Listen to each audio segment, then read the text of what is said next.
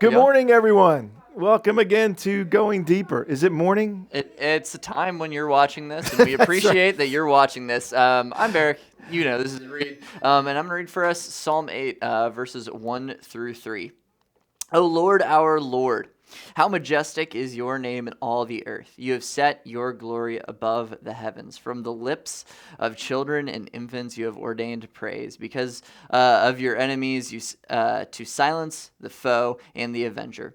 When I consider your heavens, the work of your fingers, the moon and the stars which you have set in place. Yeah.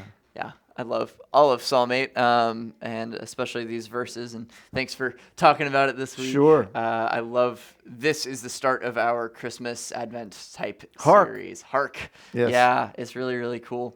One of, this is kind of an aside that you had, but one of the things that you talked about in your message was extending the conversation, not trying to win an argument, especially when it comes to talking with people who maybe don't believe what you believe. Yeah.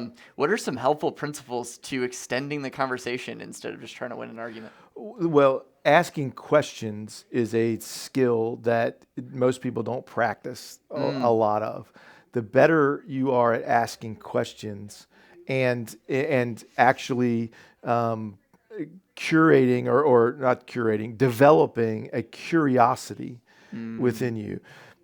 So in other words, if I'm having a conversation with you and you say things that I don't agree with, my first thing out of my mouth does not need to be to tell you why you're wrong. Because that shuts down, or at least paints the conversation as a debate. Yeah.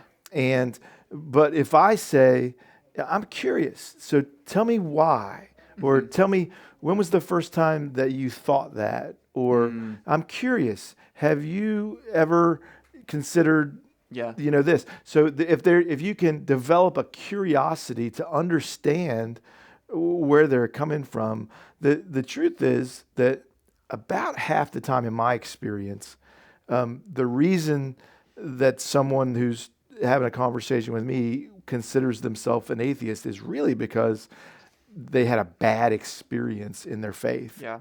And so that seems like a way to avoid that pain, is just to say, well, it's easier in one sense to say, well, there must not be a God, than to say there's a God and he let me feel like that. But that's a wonderful, freeing discussion if you can get there. Yeah. About how, well, tell me about that. Yeah. And so, maybe that's a tip to be better at asking questions and develop curiosity. Yeah, I think the challenge for me when it comes to when someone says something that I don't agree with is a thing that you said.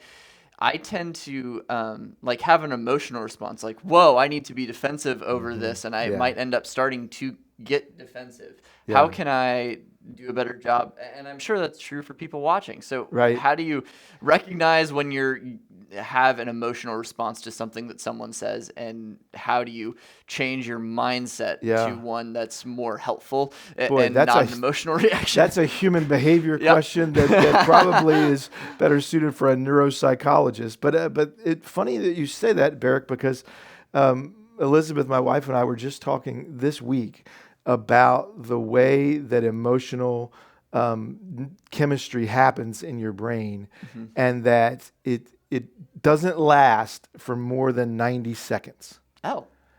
Isn't that interesting? That is interesting. Yeah. And so, but it's not that feeling won't stick around, but for me anyway, it's don't reply to the email. Wait, give it some time to do that. And so I don't know is maybe the short answer to your question, but I think neuroscience would tell us that the chemical process of feeling fear or defensive or angry about the question will pass pretty quickly. Yeah. And then maybe there's, if you can keep the conversation going, then you have an opportunity to really listen. That's really helpful. Thank you very much. We'll see. Yeah, we will. Let us know how it goes. But speaking of science.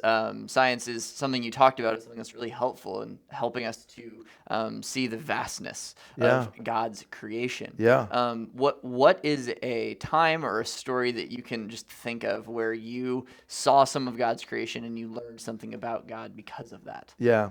I'm newly engaged in and enjoying hiking. I didn't like hiking for like most of my life because I had to do it in youth ministry. Oh, yeah. It was always like making people go on a hike. Barak can relate to that. Kids complain a lot. But more recently, I've gotten to go hike in some just unbelievably beautiful places, and that is so Yellowstone or Glacier National Park. We went this past summer, and there are just some works of creation there that are awe-inspiring, and to stop and to be thankful for the beauty. I mean, one of the terrible things, if I don't believe that there's a God, is who do I say thank you to for the joys that I get to experience? That's an empty feeling of I feel thankful, but I don't know who to thank. I can't thank you for Glacier National Park. And you know that your joy gets multiplied when you share it.